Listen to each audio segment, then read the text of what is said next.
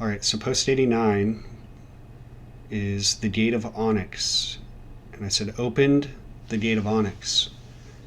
After beginning reading the Library of Aleister Crowley, starting at the beginning of this year, in 2016, I had tried to make every day a step forward in trying to read in a systematic way all of the libres, or libers essentially. And I had no intention of synchronizing Librae Vel Legis with the days in which they were dictated to Crowley, but I found it quite interesting myself that they did. I have been reciting Liber ABA, or Magic, Book 4, chapter by chapter, and still have to finish Part 4. In making this a ritualistic endeavor for myself, I have been triggering all manners of hidden and occult knowledge that I had hitherto been unaware of myself. The main reason I initially started this project was to fill in any gaps I had regarding the material I had and had not yet read by Crowley. And in the process, even more has been revealed. I included the 3 trilogies of the Typhonian Trilogy of Trilogies by Kenneth Grant in the videos, essentially, in order to stimulate the prospective reader into looking deeper into those tomes as they form the next installment in Thelemic advancement. This publication is also an extension from these, as it analyzes much that was left by Grant, Achad, and Crowley from a modern perspective with additional insights. The first 3 books, The Magical Revival in 1972, Aleister Crowley and the Hidden God in 1973, and Cults of the Shadow 1975, analyze the background of the Western Hermetic tradition with a general focus on Thelemic and Egyptian themes and traditions, though many other strands are woven in, such as Tibetan sorcery, voodoo, Zotherian gnosis, as well as Grant's first inquiries into Frater Achad's Ma'ayan and the Eon of Maat. The second trilogy of the trilogy are Night Side of Eden from 1977, Outside the Circles of Time 1980, and Hecate's Fountain 1992.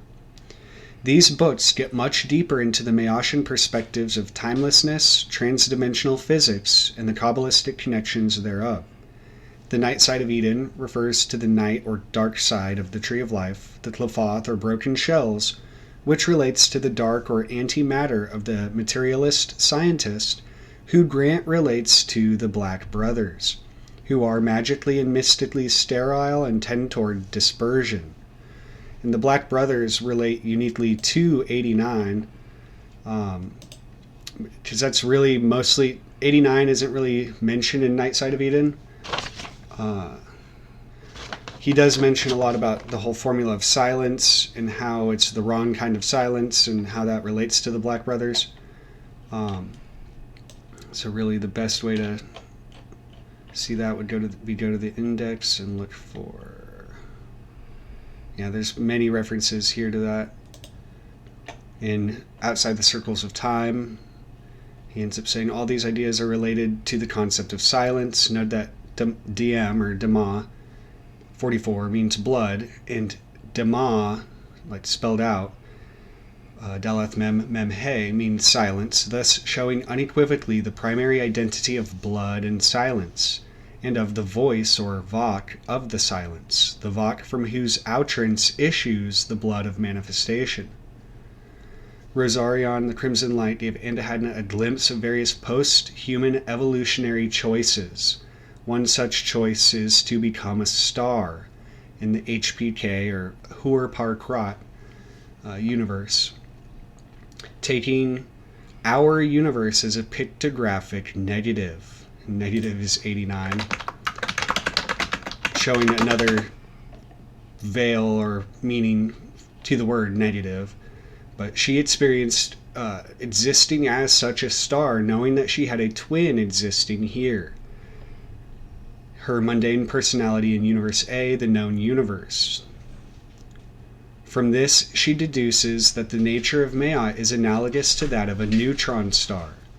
When stars have acquired enough evolutionary experience in their stellar form, they must die. Hence, supernova or neutron star singularity. The neutron star state is a necessary step in their going through, i.e. to the other side of the Tree of Life, It is a condition, a way of being for the star to transcend itself. And such is Maat. She is a doorway, but any who would pass must first become her. And so it makes me think of how this post, being 89, being the 24th prime, and 24 instantly makes me think of Sophia. And I forgot where that was, but there are 24 veils or emanations or invisibles of Sophia in the pistis Sophia. Makes me think of the 24 hours of the day. And then really the correspondence to, like when you take 666 and subtract 89, 577 is the 106th prime number, and it's got a host of gematria correspondences that when considered with 89, it ends up kind of, there's a lot of, there's an implosion of, if you want to call it synchronicity, but there's just all these different connections that come together. But 106 being the number of none, and then the path of none is the path of death, the death tarot card. Death is 24, so the 24th prime being 89, the 106th prime, none, being 577. When I consider again each one of these breakdowns, I guess if you want to call it that, like there's literal connections in different subjects, I guess. And so 89 being a Fibonacci sequence itself, it's the 11th. Where do I have that? And also the book, like the guy who wrote about it, Abachi, when calculated with a Cheth for C, is also 24. That stood out to me. But so this sequence, when you start adding it up, because that's kind of what the Fibonacci is itself based on, is adding up the obvious. Adding up the obvious. But when you add 0 plus 1 plus 1 plus 2 plus 3 plus 5 plus 8 plus 13 plus, you start seeing it there with 33 being less than 34, but basically 21 plus 34. See, 88 is right before 89. Like I started seeing it with the fact that 88 is one less than 89. But again, add the 55, and then it's 143, one less than 144. So you see there's like a one less in the adding up of the Fibonacci sequence. It becomes more obvious as you go on. But so add 89, 232 is one less than 233. And then when you consider just the values of the Fibonacci sequence, like especially in those higher forms, the attention is mainly brought to the 12th, which is 144 itself, obviously being 12 squared. But then the next one, the 13th, is 233, which is Ha'ax Chaim, the tree of life itself. I see 377 as Manjushri, or Samkhya. And 610 is Temphioth, the Cliffoth, or the Cliffothic path of Teth. And then the 16th is 987, which also stands out because I'm not the first to, Kenneth Grant is, but he mentions 123, 234, 345, 456, etc., all the way up. And then also the reverse, 987, 876, 765, and in the ninth arch. And so these sort of simplistic, obvious patterns, which like the Fibonacci itself sequence is, which by the way, 89, I think I have it pulled up somewhere, or I did, but the gematria, yeah, right here. Sequence itself is 89, so kind of showing that sequence. But then the Fibonacci code, this stand out to me because of how in line this synchronicity is. But here on this video, I only take some of this with a grain of salt, but it's still like connective without, the intention of the people doing this. But it says represents those who have freed from the karmic bonds by their personal effort, leaving victorious from the tests of the life. The sum of the chapters of the 4 Gospels gives 89. So there's like this connection to Jesus, especially the fact 577 is Godar or Godair Faratz, which means like the repairer of the breach, which is comes from a verse. Your people will rebuild the ancient ruins. You will restore the age-old foundations. You will be called repairer of the breach, restorer of the streets of dwelling. And so going back to this, the breach of Yaldabaoth mentioned in the last post, it's just funny that it's 89. Because he's identified as a false god who keeps souls trapped in physical bodies, imprisoned in the material universe. Child of darkness, an element of chaos. That's what this the gate of Onyx, which itself, the gate of Onyx is 333. And so the breaking down of this understanding is what I see that opening the gate of Onyx symbolizes. Onyx essentially means a nail. It says, from the source as the nail sense, perhaps due to the gem's nail-like white glaze, though a foreign borrowing reshaped by folk etymology is not out of the question. But it goes back to this word nagel, and one of Beowulf's swords was nagling, but nagel is 89. It means nail, but it makes me think of how Vav also means a nail. And some of the other like meanings of 89 is iomai, which means to heal or make whole, or curing, perform healing, but also kaine, which is new, and then corresponding with that is again 577, which is evangelion, or euangelion essentially in Greek. That's how it's spelled. Which is essentially the good news of, again, Jesus in the New Testament. The good news of redemption through Jesus. And that's what I see this 89 as being, this Fibonacci like renewal, opening. And so circuit. The ravenous beast, bird of prey, makes me again think of the nail as the talon. There's another meaning of onyx. Hoof, nail, talon, claw. But this whole 89 connection to 333, also much discussion is made of Choronzon, the demon of dispersion, throughout this trilogy. And the key to getting beyond the gatekeeper of 333 is 333. Again, this separation or veil of the difference between 666 and 999, i.e. the three-dimensional field of the number grid, or Ait Bekar, or the Kabbalah of 9 chambers, which is the holonic web of space-time, spirit, and matter. When the 9 emanations, or Sephiroth, are aligned into one, they become the seed, or egg, from which all manifestation is born and returns, i.e. the Ma'ayan, or seed, or egg of manifestation.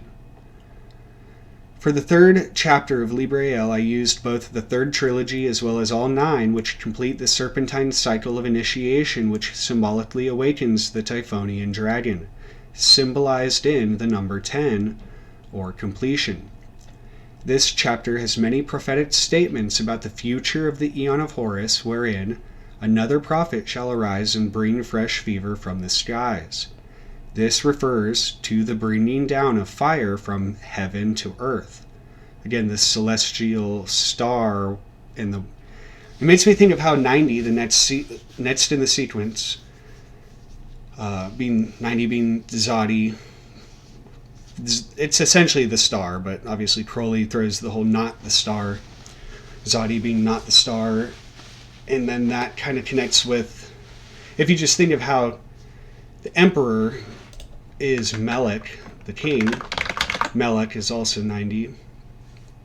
There's this whole like arcana behind that whole thing, and I kind of analyze it in 85, which is that 17, the star times 5. And then I guess when you add the hay, which is there is a connection there, but I don't know, I'm just thinking of how I should probably just go on. This refers to the bringing down of fire from heaven to earth, i.e. the earthing of new knowledge from above the sun. There is nothing new under the sun.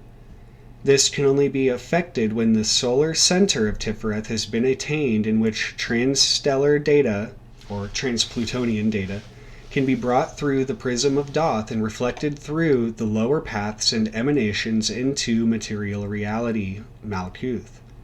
The gnosis obtained through the process of initiation confers the Eye of the Dragon, which is the ability to see through the material veils into the astral and etheric levels of reality, i.e. the occult nature of being. The advancements made in the inner or outer reflect upon one another as they are two sides of the same disk. While the primary magical ritual is and should be the attainment of the knowledge and conversation with the holy guardian angel, i.e. uniting with the angel of Tifereth, or the Agwedes, the daily remembrance and strengthening of this connection is also imperative. This is the alignment and centering of the body of light in the mind, Yesod, or the whole Ruach, and body, Malkuth, and its conscious circulation is described in the Secret of the Golden Flower. The Kabbalah of 9 chambers is important here, as it is the blueprint for the astral temple as well as manifestation. Therefore, the ritual, if it is to be effective, must be made not merely on the physical plane, but also in the subtle. Outer Gateways, 1994, Beyond the Mauve Zone, which began, I guess, in 1996 and then was published in 1999, and The Ninth Arch, from 2002, form a great expansion in the modalities and concepts examined in the previous books, as well as contain many of the source works which they were drawn from, i.e. the wisdom of Shilba, channeled by Grant beginning as far back as 1939, Liber Pene Penumbra, channeled by Soror and Hadna, or Nima, in 1974, and Liber Akbish, the Book of the Spider, numbered 29, channeled by various Pythonessists to Kenneth Grant from as far back as 1952, with the New Isis Lodge. Grant says in the Dust Jacket to The Ninth Arch, for readers interested in significant relationships between numerical or physical and magico-mystical or metaphysical concepts, the Ninth Arch contains an exhaustive thesaurus of the Typhonian tradition. But beyond considerations of gematria, the oracles of Akbish adumbrate events likely to overtake planet Earth within the lifetime of many of the book's readers. And for individuals who are able to interpret the oracles in terms relative to their own magical universe, they issue warnings of the dangers that lie ahead of those unprepared to invoke the sign of protection against the oncoming wave of outer forces set to assume control of the planet. Now, at the turn of a millennium, it seems appropriate to release this knowledge. And so then I wanted to stop, but this 1939 makes me think of how in Outer Gateways he mentions a book he'd never intended to publish, the Book of the Secret of the Gate of Goth. There's another called The Insurmountable Statue he also mentions. And then the Chronicles of Kralnia. All of which kind of relate to this, future and past connection, reflective connection. So he says, to return to the wisdom, again, Shilba 333 or 93. The sigils embodying karmas in reversion were difficult to capture, but one of them resembled closely the ideogram published in the text of Aleister Crowley in The Hidden God, page 136. And from The Wisdom of Shilba, chapter 2, verse 42, which is 89 as a whole, yet from Shilba proceed these sigils. From this point does the line proceed as the wine of sects arises from the fountain of Hecate. Just real quick, the line proceeding from the point makes me think of the verse 89 of the Book of the Spider, where it says, a sentient graph that appears on a dead, and then continues wall, where the shadow of a crazy whippoorwill reverberates, casting replicas of its shade across the lattices where roses twine. So the fade out between the end of verse 89 and the beginning of 90 may be an intentional device to emphasize the contrast between the sentient graph and the insentient wall. And so the sentient graph itself makes me think of the Fibonacci sequence, but the whippoorwill is reputed to be a harbinger of death, and it is evident why it should be here described as crazy. It makes me think of like a fractal continuum. The rose-twined lattices and oriental image signify the house of death in the Kyrene Alley. So again, this whole death, Day of the Dead situation, and the whole breach, and this situation going back to, again, the last post, but also the pistis. So just this Gnostic conception of a diversion. And the bird's dead call twines about its wings a sudden shudder. The verse terminates abruptly. The dead call, or call of death, twines about its wings as the roses about the lattice. So, in the previous verse, Shilba is identified with the virgin or unawakened one, the priestess in her magical sleep, or the seed unawakened. In the present verse, her sigilizing Shaktis, or powers, are inferred as identical with the Kalas of Hecate. It would appear that these sigils, for surpassing the gateways to the past and the future, the inner and the outer, are formulated during sexual magic performed with the 11th degree or night side Shaktis. So again, that makes me think of the chapter on Tempioth.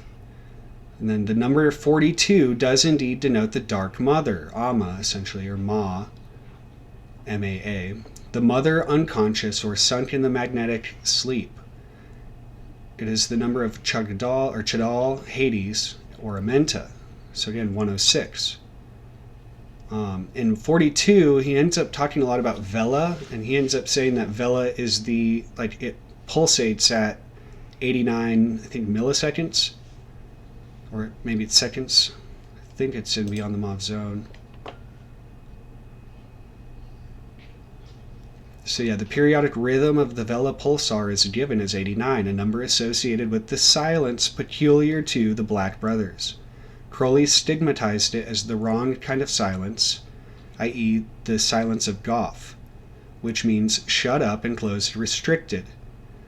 But its esoteric significance is the silence of the wordless Eon Zane, really the sword, and the silence of spiritual gestation and bodily death symbolized by the mummy shut up or enclosed in its swathings. Between these swathings, etymologists have found perfectly preserved remains of the Apshayat beetle mentioned in the Book of the Dead. The number of Apshayat, 861, is the sum of the mystic numbers of Vela, so 41 through 42, and of Ion, the Eon. It is also the number of Tanith, the great goddess associated with the worship of Baal or Vela, and of Kome, deep sleep, coma, all of which concepts indicate the Eon of the beetle, the formula of which is the silence of the Dark Mother, 41. Lovecraft has revealed a formula or potent 41-lettered spell for opening the silent gate. Fenglui, Miglwinoff, Cthulhu, Rilia, Waganoggle, Fatagan. The Ankh is also a key to this gate. Michael Staley has noted the sign of the Ankh is the egg-shaped head of lamb. In Starfire, Volume 1, Number 3, 1989. As Massey has shown, the Ankh sign of life is also a stylized form of the liku or loop that was used to bind the female at the onset of puberty. See the Natural Genesis. It is thus a form of the garment or swathings of life, as the mummy bandages are the swathings of death. Also visible in the head of Lam is the chalice of the goddess. So that makes me think of just cup, or Gimel Vav Pe, the basic form of the Grail. Lam is thus the Argo, the ship, or egg, or the space capsule that sails to the Mauve Zone beyond the city of the pyramids in the desert of Set. The Egyptian astronomers identified the star Vela with the goddess Sesheta, the goddess of writing and of the magic word. Her stylus traces the sigils of the forbidden wisdom in the scarlet of nature's indelible ink, the blood of Isis typified by the first flowers or flowings of the pubescent female. In the Indian tantras, this primal physiological phenomenon was exemplified by the goddess Kali, who was celebrated as the embodiment of the kalas, or periods of time, or eons. She was an emblem of the deluge of destruction, or dissolution, as when an eon is dissolved in the great sleep of the Mahapralaya. It's interesting, just his focus on Vela. There is extant a curious Sumerian account of Vela preserved on a tablet more than 3,000 years old, which reflects astronomical calculations dating back yet a further 3,000 years. A giant star deified by the Sumerians was observed in the southern sky at the junction of the constellations Vela and Puppis. No prominent star was known in this area until comparatively recent times. The star Vela is now recognized by astronomers as the nearest and brightest known to science. See The Once and Future Star by Michanowski. George Michanowski discovered the reference to it on the tablet wherein the sudden birth of civilization in Sumer is ascribed to the influence of the star. Huij notes in Glowing Birds that its sighting by the ancients was one of those electrifying moments when human knowledge took a dramatic leap forwards. Huij notes that the effects of the Vela supernova and the rain of cosmic rays unleashed by the explosion of a supernova in the solar neighborhood could have a considerable impact on the terrestrial environment, could in fact shower the Earth with enough radiation to have produced significant mutations in terrestrial life. Among all the young supernova, it has been opined by some scientists that this is the best candidate for earthly effects. Michanowski discovered that the giant star in the southern sky, sacred to the god Ea, or Enki, see the connection with Ankh, was identical with Vela. The cuneiform inscription on the BM tablet, now in the British Museum, BM 86378, commemorates the gigantic star of the god Ea in the constellation Vela. The inscription places the star just south of the star Zeta Puppis, which, as Huij notes, is the precise location of the Vela pulsar. It is possible that in the chronicle of the priest-historian Berossus, there can be discovered in connection with Piscine Oannes, the Deep One, traces of Vela's influence on Earth. Oannes is said to have emerged from the Persian Gulf to instruct the Sumerians in art, science, and letters. It is evident that Oannes has Typhonian connections which suggest non-human linkages, for the dove, the yoni, and the fish Oannes are described in the ancient texts as Musaris, signifying abomination, unclean, foul. Its number is 373, which by Greek Kabbalah has the value of Logos. Christ also was symbolized by a fish, and in ancient lore, references to abominations almost always comport a strange or alien linkage. And so Nun is 106, and Nun 106, the corresponding prime of 89, is also a fish. Michanowski indicated a connection between Vela and Seshet, the Egyptian goddess of numbers and measures, the patroness of scribes and architects. Sesh also means to write. In other words, Seshet, or Vela, is a type of time and period. In Nun 106, the corresponding prime of 89, is also a fish. Michanowski indicated a connection between Vela and Seshet, the the Egyptian goddess of numbers and measures, the patroness of scribes and architects. Sesh also means to write. In other words, Seshet, or Vela, is a type of time and period. She is sometimes depicted beneath a seven-angled star, Babylon's star and the silver star of the AA. A curious fact since, as Puig notes, stars were consistently depicted in ancient Egypt as five-pointed.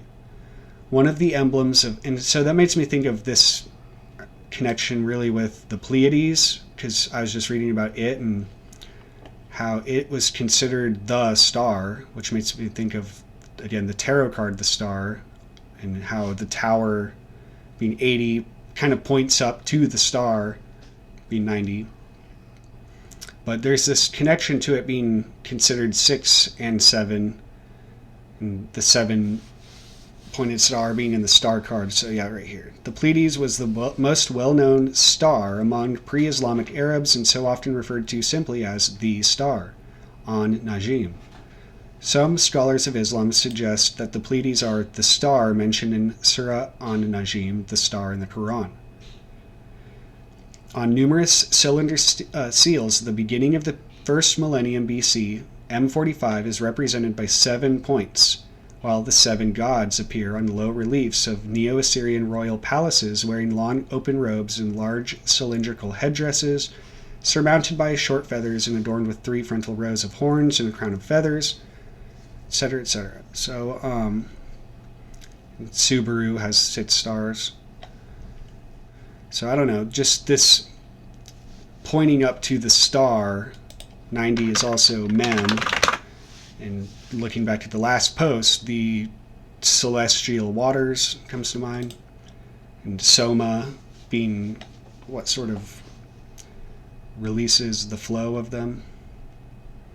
Okay, so this is interesting. Wait, Charles Messier measured the position of the cluster and included it as M45 in his Catalogue of Comet-like Objects, published in 1771. Along with the Orion Nebula and Praesepe cluster, Messier's inclusion of the Pleiades has been noted as curious, as most of Messier's objects were much fainter and more easily confused with comets, something that seems scarcely possible for the Pleiades. One possibility is that Messier simply wanted to have a large catalogue than his scientific rival Lacaille, whose 1755 catalog contained, 42 objects. I was thinking it was going to say, like, there's 42 stars. I forgot how many it says there actually are.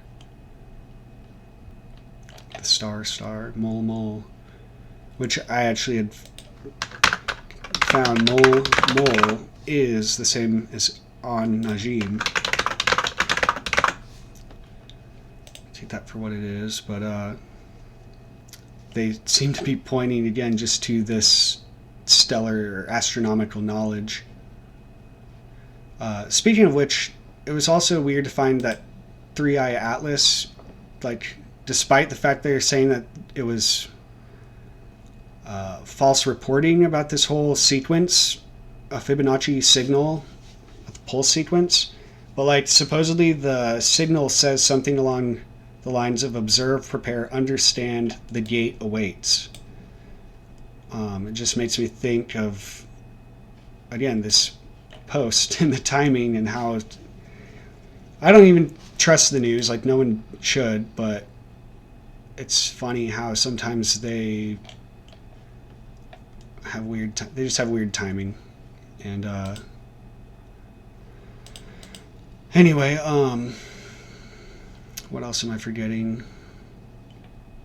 So you had guff, to shut, to close. It relates kind of to the tower.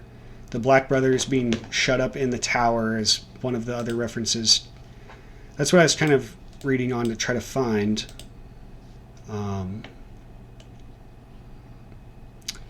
89 is also not only, it's the blood, 44 of Adam.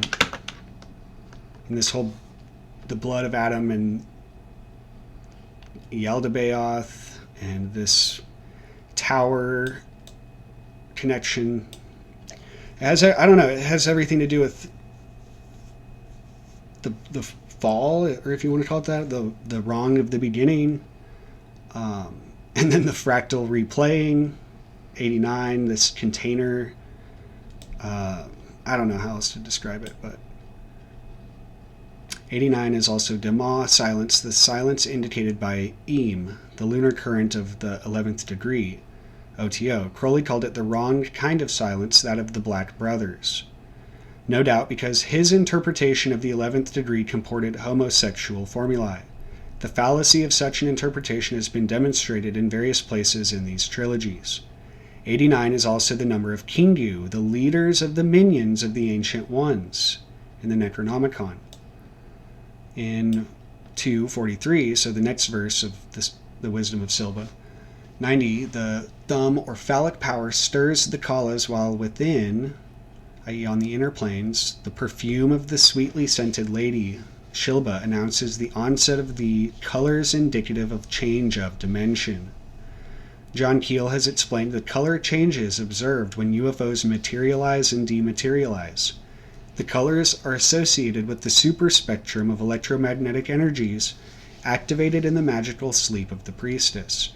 The number 43 is the number associated to some cults, or according to some cults, of the Suvasinis engaged in the full rite of the Kaula or Kala circle. It is also a number of orgasm, especially the male, in Liber 777, and of Mem Gimel, or mage, the mage or magician. 90 is Zadi, a fishhook, implying a connection to with the deep ones, and of Dav Mem, very silent. See Remarks Supra on the word Dema, 89.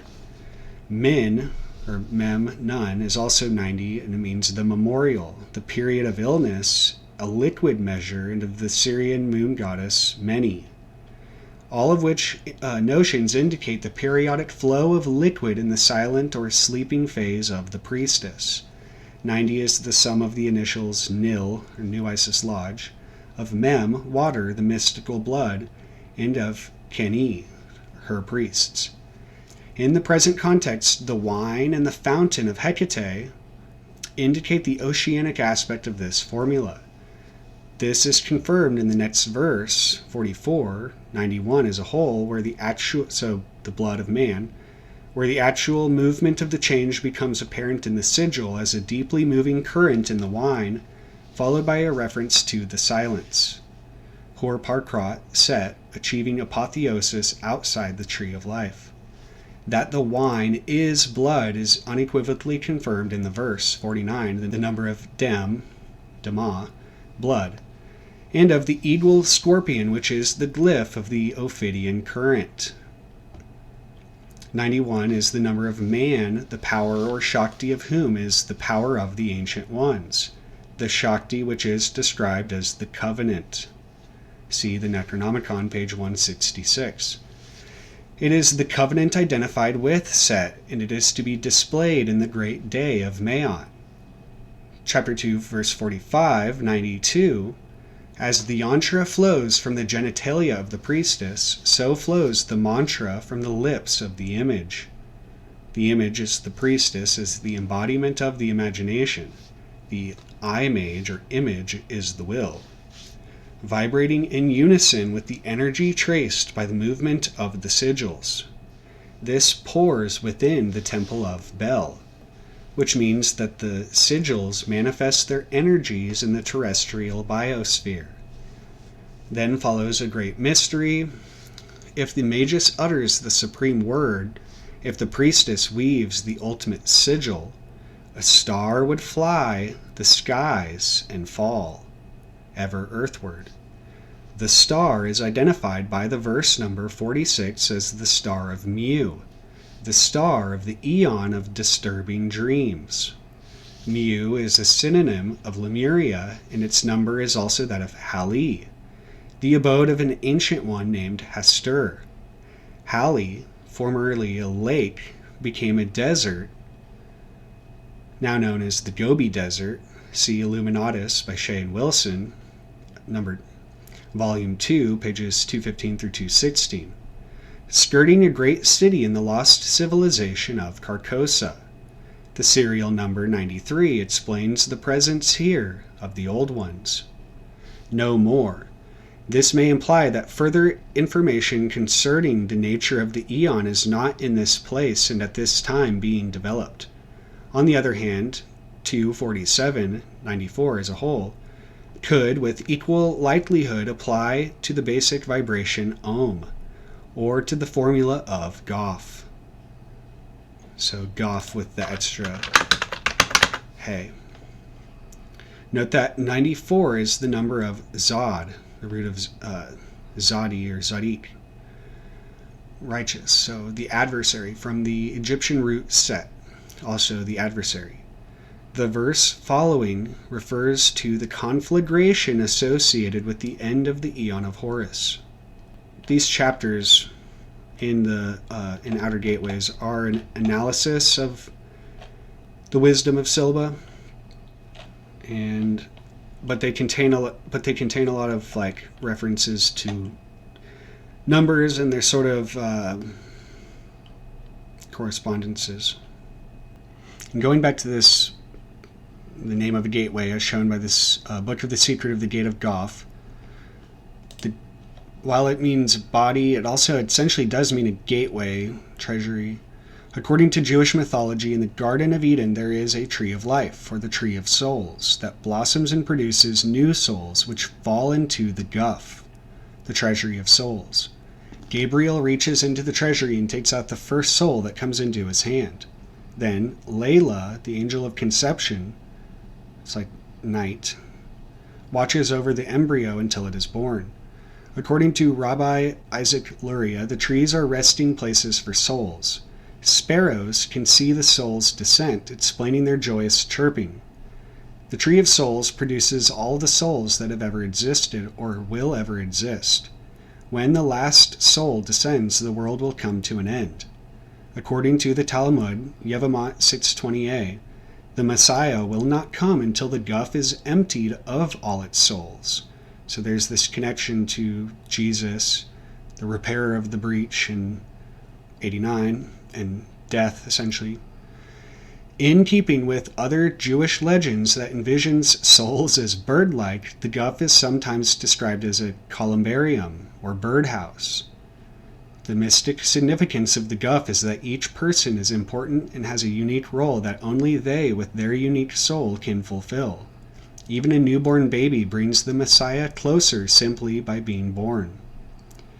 The peculiar idiom of describing the treasury of souls as a body may be connected to the mythic tradition of Adam Kadmon, the primordial man, again, the blood of the tower. Really, 89 makes you think of this, or if you just look at it, as the serpent, Teth, and the tower goes to that whole original fall thing. But when this Adam sinned, humanity was demoted to the flesh and blood, bifurcated and mortal creatures we are now. According to Kabbalah, every human soul is just a fragment or fragments cycling out of the great world soul of Adam Kadmon. Hence, every human soul comes from the Guff of Adam Kadmon. There was this other thing I found where it was talking about birds.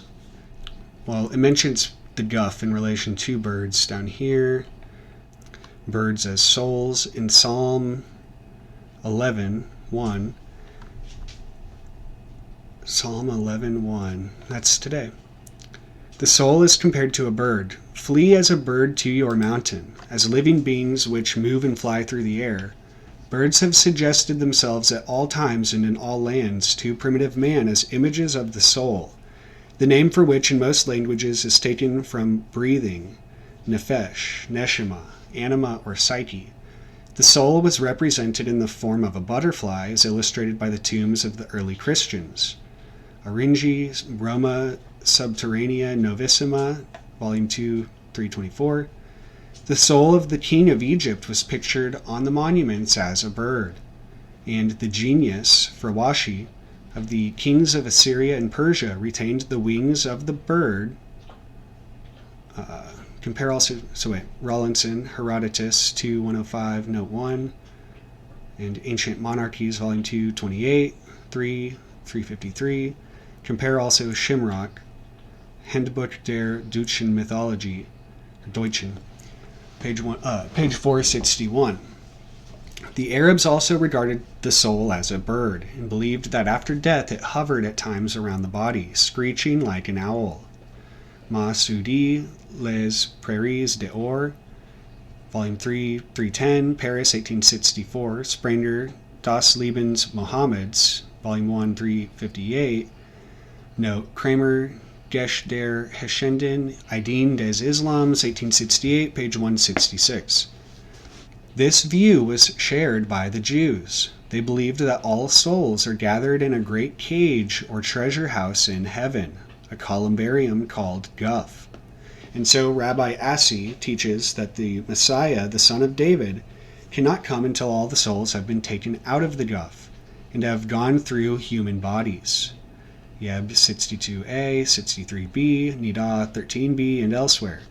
In the Greek Baruch Apocalypse, chapter 10, Baruch sees in the fourth heaven a lake full of birds, and is told that these are the souls of the righteous, who continually sing the praise of God.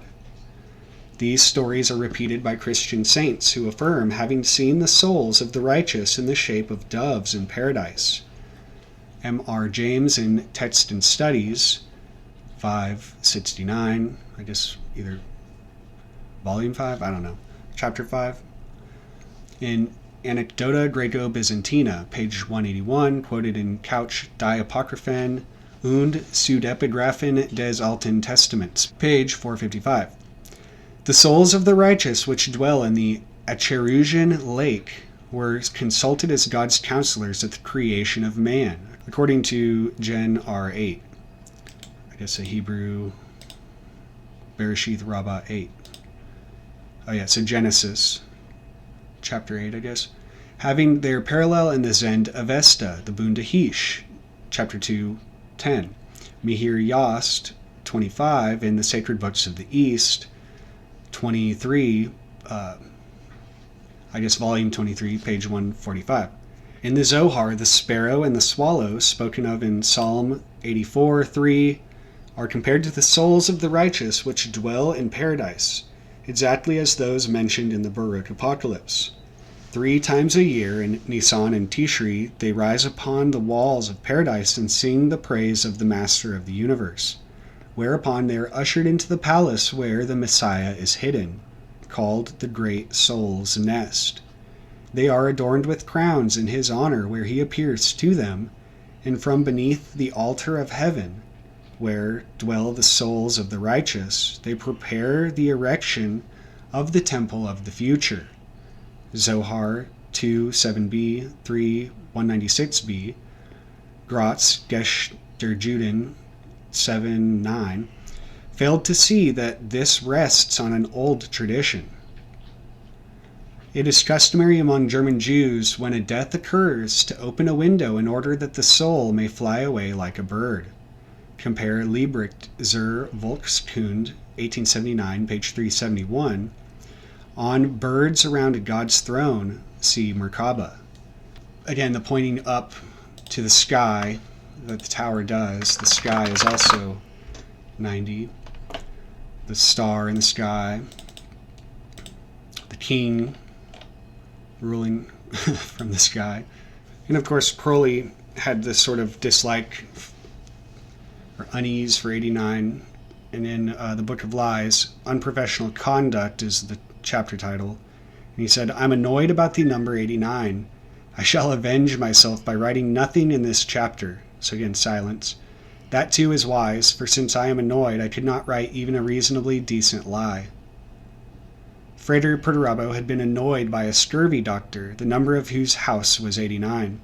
He shows that his mind was completely poisoned in respect of that number by his allowing himself to be annoyed. But note that a good Kabbalist cannot err. In him all is right. 89 is body, that which annoys, and the angel of the Lord of despair and cruelty, also silence and shut up. The 4 meanings completely describe the chapter. So the connection between Yaldabaoth and Set. After the Assyrian conquest of Egypt during the 7th century BCE, Seth was considered an evil deity by the Egyptians and not commonly worshipped, in large part due to his role as the god of foreigners. From at least 200 BC onward, a tradition developed in the Greco-Egyptian Ptolemaic kingdom which identified Yahweh, the god of the Jews, with the Egyptian god Seth. Diverging from previously zoologically multiplicitous depictions, Seth's appearance during the Hellenistic period onwards was depicted as resembling a man with a donkey's head. The Greek practice of interpretatio Graeca, ascribing the gods of another people's pantheon to corresponding ones in one's own, had been adopted by the Egyptians after their Hellenization, during the process of which they had identified Seth with Typhon, a snake monster which roars like a lion. The story of the Exodus featuring in the Hebrew Bible speaks of the Jews as a nation betrayed and subjugated by the Pharaoh, for whom Yahweh subjects Egyptians to 10 plagues, destroying their country, defiling the Nile, and killing all their firstborn sons. Jewish migration within the Hellenized Ptolemaic kingdom to Greek-speaking Egyptian cities such as Alexandria led to the creation of the Septuagint, a translation of the Hebrew Bible into Koine Greek. Furthermore, the story of the Exodus was adapted by Ezekiel the tragedian into the ancient Greek exagoge, a Greek play performed in Alexandria and seen by Egyptians and Jews. Egyptian receptions of the Exodus story were widely negative, because it insulted their gods and praised their suffering. Thus, it inspired Egyptian works retelling the story but changing its ideals to mock the Jews and exalt Egypt and its gods. In this context, some Egyptians discerned similarities between Yahweh's in-narrative actions and attributes and those of Seth, such as being associated with foreigners, deserts, and storms, in addition to a phonetic resemblance between Koine Greek Iao, Yahweh's named as used by Hellenized Jews, and Coptic Io, donkey, then considered as the animal of Seth. From this arose a popular response to the Jewish accusation that Egyptians were merely worshipping beasts, namely that, in truth, the Jews themselves worshipped a beast, a donkey, or a donkey-headed man, i.e. Seth. Accusations of onolatry, the supposed worship of the donkey during antiquity, against the Jews spread from the Egyptian milieu with its understanding of the donkey's Seth-related importance to the rest of the Greco-Roman world, which was largely ignorant of this context. In the most famous variations of narratives alleging Jewish onolatry, Antiochus IV Epiphanes, a Seleucid king famous for raiding the Jerusalem temple, supposedly discovered that its holiest of holies was not empty, but instead contained a donkey idol. And Tacitus, early 2nd century CE, claimed that the Jews dedicated in their holiest shrine a statue of a wild ass. After the emergence of Christianity, the same charge was also repeated against its devotees, most famously so in the earliest known depiction of the crucifixion of Jesus, the Alexamenos Graffido, where a Christian by the name of Alexamenos is shown worshipping a donkey-headed crucified god. According to Litwa, this formation forms the basis for the development of Gnostic beliefs about Yaldabaoth. Gnosticism originated during the late 1st century CE in non-rabbinical Jewish and early Christian sects. In the formation of Christianity, various sectarian groups labeled Gnostics by their opponents emphasized spiritual knowledge or gnosis of the divine spark within over faith, pistis, in the teachings and traditions of the various communities of Christians. Gnosticism presents a distinction between the highest unknowable God and the demiurge or creator of the material universe.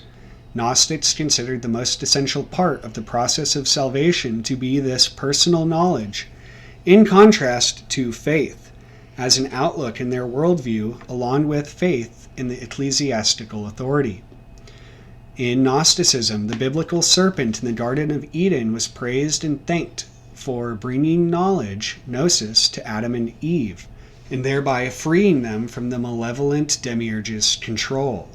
Gnostic Christian doctrines rely on a dualistic cosmology that implies the eternal conflict between good and evil, and a conception of the serpent as the liberating savior and bestower of knowledge to humankind, opposed to the demiurge or creator God, identified with the Yahweh from the Hebrew Bible.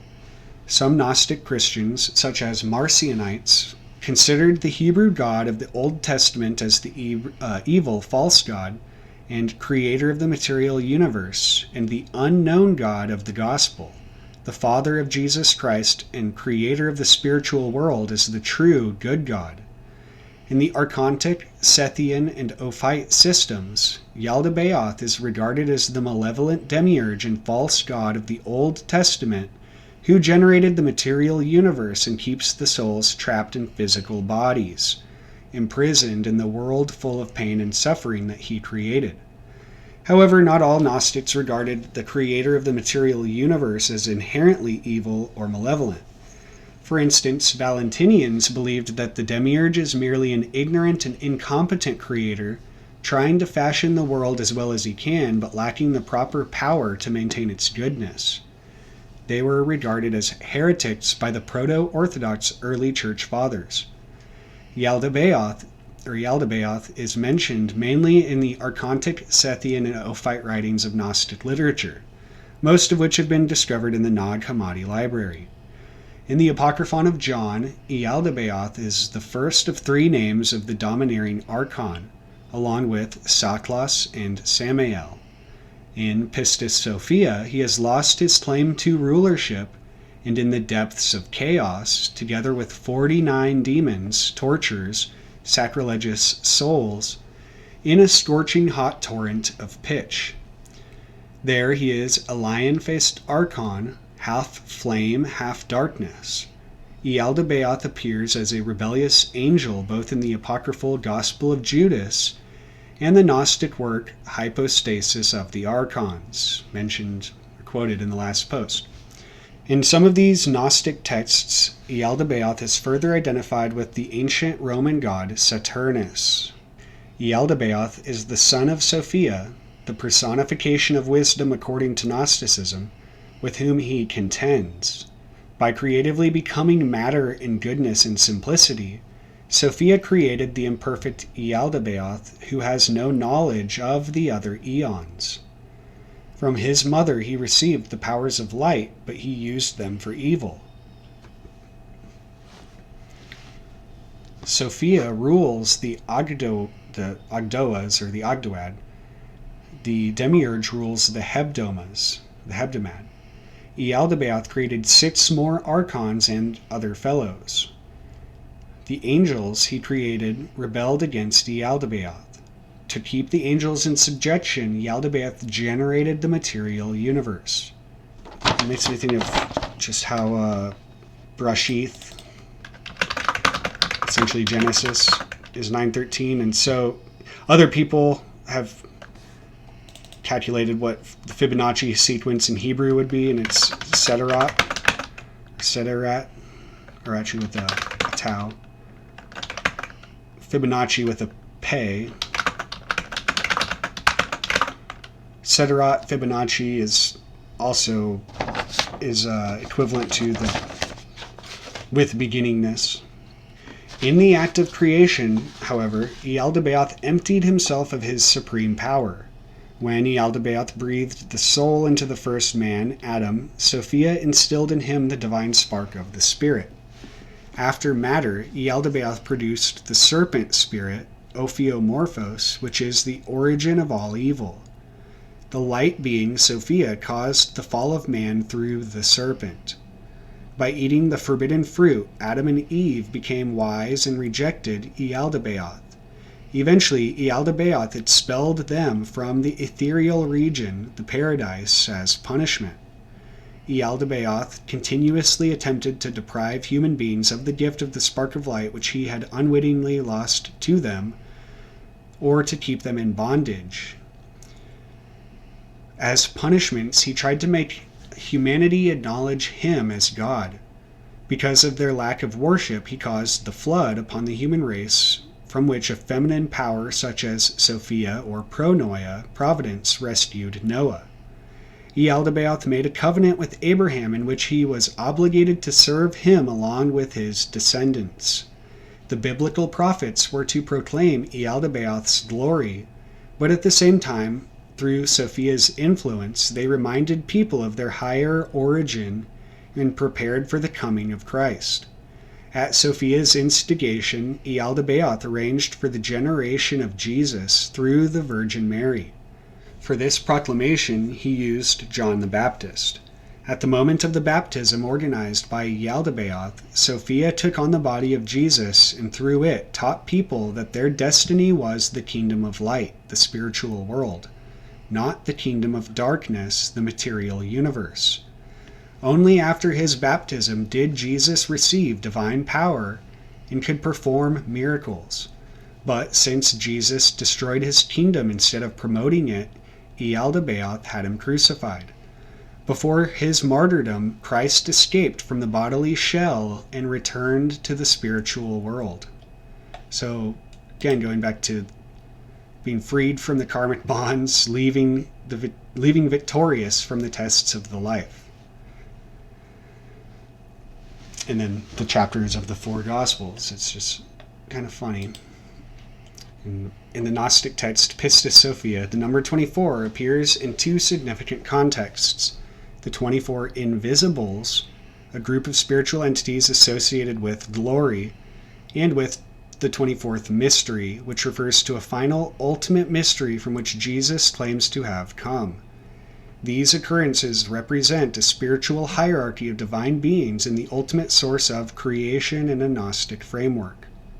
In Gnosticism, the term 4 and 20 invisibles refers to a group of transcendent spiritual entities that Mary inquires about. This group is linked to a great invisible and is described as possessing a glory surpassing that of heaven, shining brighter than the sun. They are encountered by Pistis Sophia in the 13th eon, who are able to recognize her but not Jesus.